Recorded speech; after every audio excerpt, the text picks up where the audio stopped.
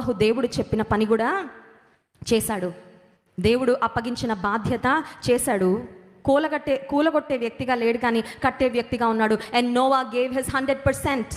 చాలాసార్లు మనం చేస్తాం, కొంచెం కొంచెమే చేస్తాం, ఇష్టమైనవే చేస్తాం, సెలెక్టివ్గా చేస్తాం.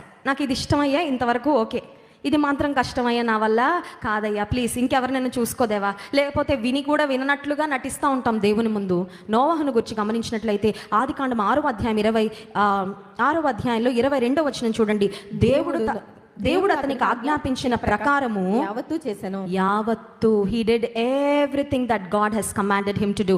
Noah gave his 100%. దేవుడు కట్టమని చెప్పిన పనిలో 100% ఇచ్చేశాడు. Was it worth it? సమయం అంతా వెచ్చించావు కదా నోవహు, నీ దగ్గర ఉన్న డబ్బంతా, నీ దగ్గర ఉన్న ఆస్తిపాస్తులు విలువైనవన్నీ వెచ్చించి ఓడా ఓడా ఓడా ఓడా ఓడా అని కట్టావు కదా అని కడుతూ ఉన్నప్పుడు చాలామంది అతన్ని చూసి నవ్వుంటారు, కానీ జలప్రలయం వచ్చిన తర్వాత అందరికి అర్థమైపోయింది, ఇట్ ఈస్ టోటలీ వర్త్